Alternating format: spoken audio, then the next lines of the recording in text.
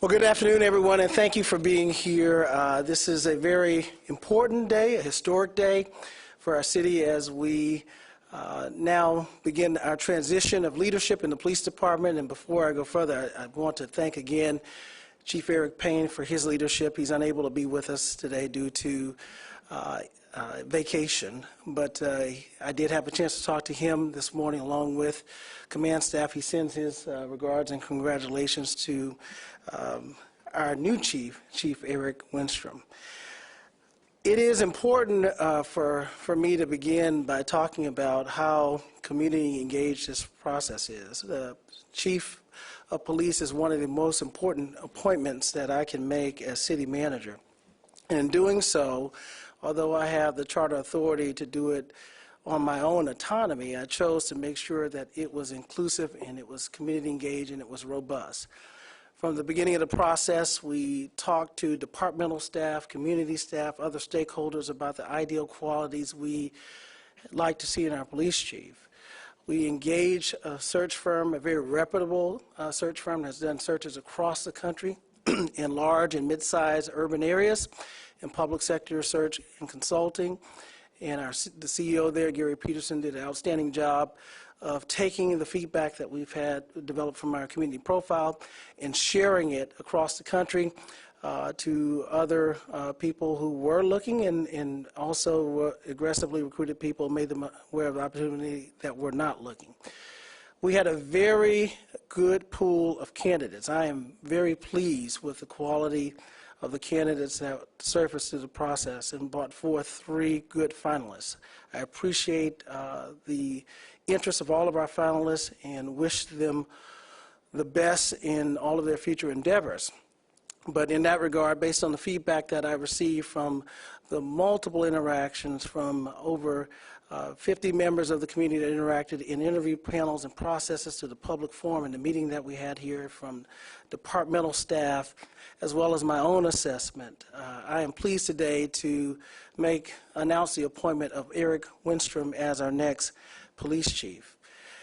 In appointing him, I wanted to make sure that we appointed a chief that was progressive and looking at his over 20 years of law enforcement and the things that he has done in the Chicago Police Department and the community is indicative of the kind of progressive things that he has done and will bring to our city.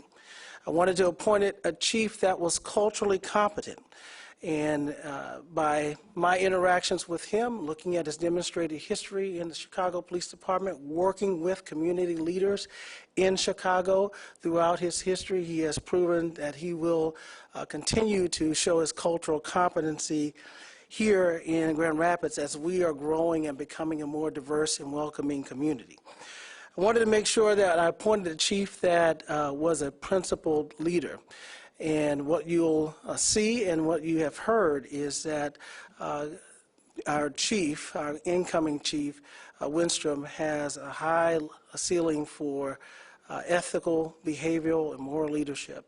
He's a very talented chief. We're very fortunate to have him. Not only does he have a fine appreciation for the law enforcement profession as being an officer in patrol and rising through the ranks, but he's also had experience both in the court, being an attorney and prosecuting some very important cases for the Chicago Police Department. He's an expert in use of force, in Fourth Amendment. He is a family man, and pleased that both he and his family will be joining us here in West Michigan. I had a chance not only to consider the feedback from all of the various stakeholders, but also to incorporate that in additional conversations that I had with Commander Winstrom, as well as references in the Chicago Police Department. Chicago Police Department and the community. I had a chance to talk to aldermen's, leadership within the police department, community members, and those conversations further affirmed my decision that he is the type of leader that we need in our city, in our police department, to continue to lead us forward. So with that, I'm happy to answer questions after Commander Winstrom comes and addresses us, but it's my pleasure now to present our next police chief for the city of Grand Rapids, Eric Winstrom.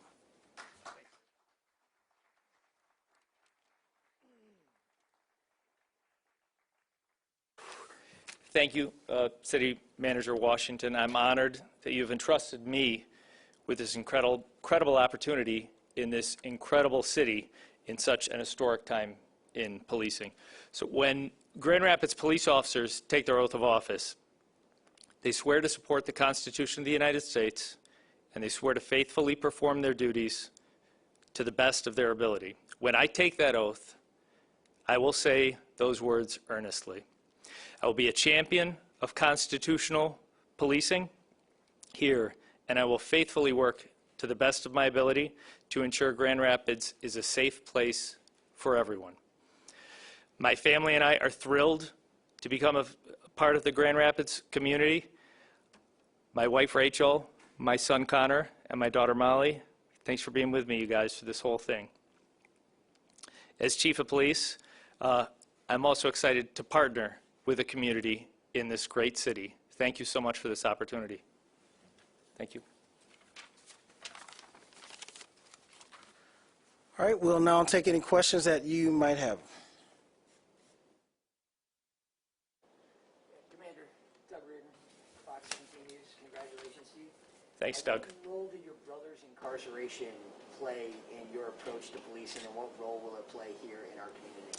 It really gave me the insight to see. I believe I was 11 years old at the time, and it gave me the insight to see not only the impact that incarceration has on an individual, somebody that obviously I love very much, but also the family. It was me, my brother, my older sister, and my parents, and the impact it had on our entire family. And so to live that reality as a young police officer, that really impacted me. So, you know, everything I did when taking enforcement action, when I looked at someone and I said, you know, is the arrest of this individual really the best thing, not only for this person, but for the community? And to be honest, in our own experience, and I think my family would definitely agree with me, that it wasn't the right thing for my brother. There were other things. So I'm excited. You know, where I am now, we're working on things like the narcotics diversion program, where we try and divert people where it's appropriate out of the criminal justice process. So it's really impacted me. It's really impacted my whole philosophy on policing. Prison numbers, jail numbers, is that part of your approach coming in as chief? Is that something that you'd like to see drop here in the city? Ideally, absolutely. Now, I don't want to say that there's never a reason for someone to be in jail. I've worked into, you know, obviously investigating homicides. I was in charge of our child sex crimes unit in the city of Chicago. There are people that society is better off than being in jail. But ideally, that's just not the case. You know, across Grand Rapids, across the country, the less people in jail, generally speaking, the better. There is a time and place for enforcement action, and I support that, but it's definitely a concern of mine as well. Thanks, Doug. Hi, I'm Jacqueline with Wood TV. Hi, Jacqueline. Welcome and congratulations.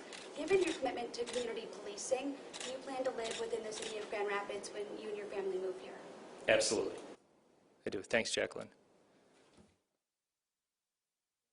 County Commissioner Robert S. Womack, want to congratulate you and welcome you to our beautiful city, Grand Rapids. When you were being interviewed, I asked you a question. I said, if I do a ride along with the police to see policing through law enforcement eyes, would you do a walkthrough with me in the community to be introduced to people and give you a chance to see policing through the eyes of people in our community? Is that something you're still willing to do? Commissioner, thank you very much. And I remember the question very clearly, because the only hesitancy I had is that you wanted me to visit barbershops. I get a little jealous when I go to barbershops. However, absolutely, I would like that. I'm going to embrace, I mean, that's tremendous. I would like more of those opportunities, as many as possible. Okay. Thank you. My last question is, what do you see your work as the first 30 days? What does it look like for us? Well, I plan to be the most exhausted person in the city of Grand Rapids in the first 30 days. I hear there's dozens of communities here. There's dozens of neighborhoods. I think there's something like 24 or more neighborhood associations. I'd love to meet with every single one of them. I'd love to meet with our partners, the county commissioners, obviously the city commissioners. And then I got a lot of work to do internally, too. I'm a cop. I've been a cop for a long time, so I know a lot about policing. But I'll be brand new here in Grand Rapids. There's a lot of people that I need to meet internally as well. So I'm going to be busy. I'm going to be tired, but it's going to be wonderful. Thank you. and welcome to our city. Thank you, Commissioner. Thank you, Commissioner Womack, who also works for Wood TV, Fox, WZZM, and other media outlets. Thank you for that question. Other questions? Yeah, I'll take another, Commander. You know, in your CV, you touted your handling of racial injustice protests in Chicago in 2014 and in 2020. And we certainly had our share of that here as well in the last year or two. We've also had a lot of reports showing bias within some of the policies of GRPD. We had one from Lambert a couple years ago, another one very recently that showed some similar issues. What's your approach to racial injustice and sort of mending the community in some of the issues that we've experienced in the last year on that front? Yeah, wow, racial injustice amending the community. So you said, you know, policies, bias in policies. So number one, I was a commanding officer of policy in my current assignment in Chicago, and there really are best practices across the country to make sure that those policies are in place. And it goes to recruitment and retention. You know, you want a diverse workforce. No one with a diverse background is going to want to be at a place that tolerates that sort of bias. Again, my approach just in general is I'm going to get out of the community, I'm going to meet everybody, and I want to hear input like this. I haven't read the Lambert report, but I'd be very interested in reading that and hearing about any other experiences like that that people have had in Grand Rapids. Thank you for the question, Doug. I know I'm John Tunison with the MLive Grand Rapids Press. Hey, John. I wasn't sure what Jacqueline's question was, but about community policing, Chief Payne just began a program not too long ago, but my question is, there's critics that say there's not enough officers out there to really accomplish it in a meaningful way. Is there a way to bridge that gap? Well, in my philosophy, I mentioned this last time I was here, is really, every officer's got to be a community policing officer, so every officer has to make this determination. Are they spending their time in a way that's benefiting the city of Grand Rapids, and is the way they're spending that time embraced by the people of Grand Rapids? So if you do that, whether you're a beat officer responding to calls or a dedicated community service officer, really it's the job of all of us to do community policing. So, and Jacqueline's question was, am I going to live in the city? And the answer is yes.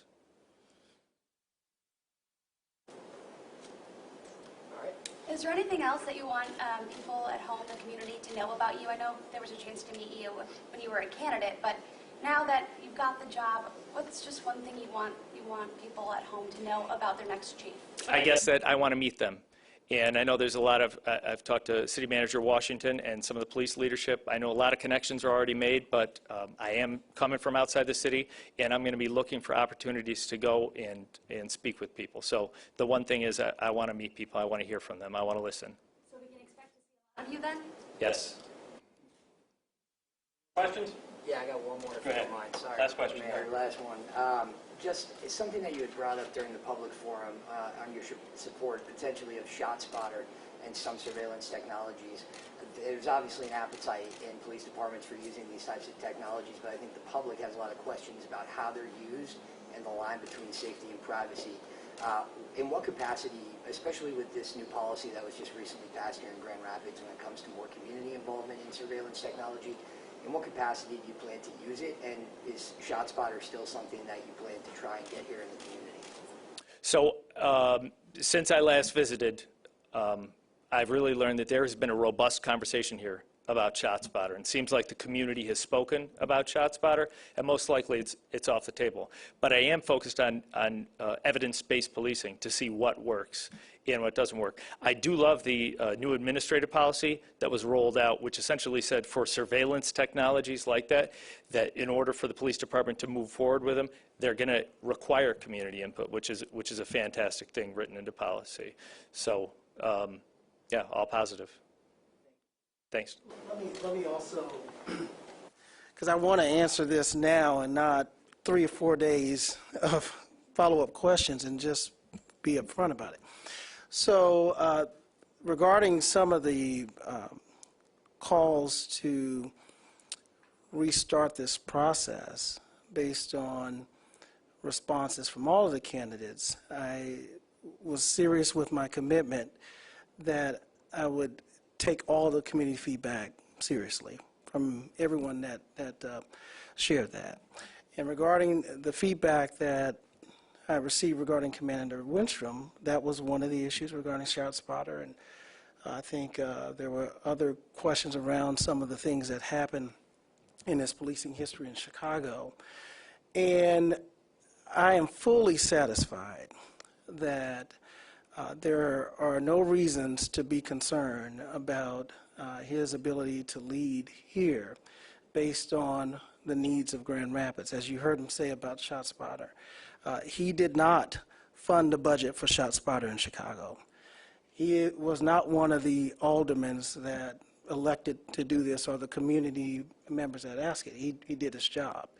And if our city commission elected to do the same thing, and if we funded the budget for it, then I would expect any person in the police department to carry out that program, policy, or directive. So I want to be clear about that. Secondly, I did have the opportunity to dispel some of the misinformation regarding the performance and the impeccable service record that he has in Chicago.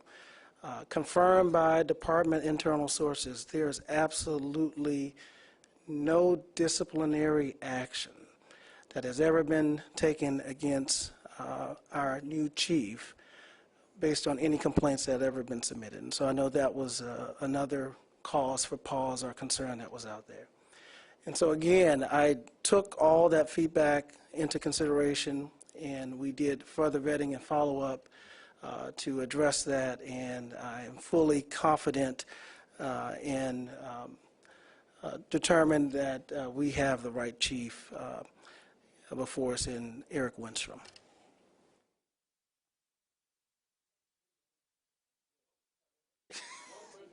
What station are you representing now? The radio? You're okay. All right. Give us your handle. Being one of the few commissioners, either from city or county, that live right there in the center of the 07 where things happen. So the violence has even affected my family. I recently lost a cousin who was shot in the head, 20 years old, no suspects yet. My question is to the city manager, the failure when it comes to law enforcement is bigger than the police department. It's the community support, it's the city support. What type of support will he get? Because we have a lot of city police chiefs who felt they didn't get the type of support they needed from the city and from downtown. So what type of support is going to be there with him in the police department to try to bridge this gap with the community and make sure we're all working together to get success on making this the safest city in West? Thank you, Commissioner, for that question. It is a very good question, because I think if Chief Payne were to be here, or even Chief Rahinsky, those or even the deputy chiefs, that feeling of being on an island sometime has never been greater than since 2020. Right? It's been tough on law enforcement across the country. It's been tough here in Grand Rapids, and there has been expressions of the lack of support, felt the lack of support, not just from City Hall, but from the community in general. And in order for there to be community policing, the community is going to have to work with the police department. We're going to have to work with our police chief. And so he has my commitment and certainly my support, and I've talked to all of the commissioners. We have a couple who are here today.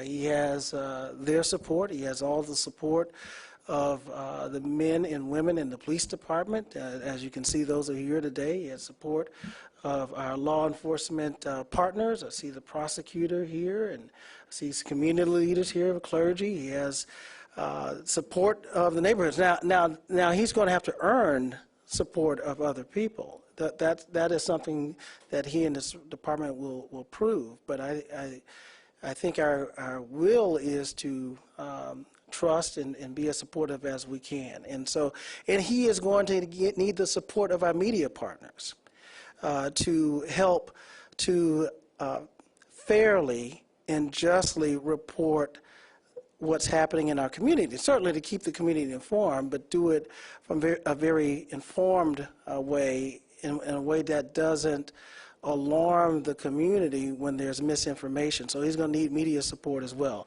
And our communications office, the communications function, and the police department will work with the chief on making sure that he's supported in that endeavor. Thank you, everybody.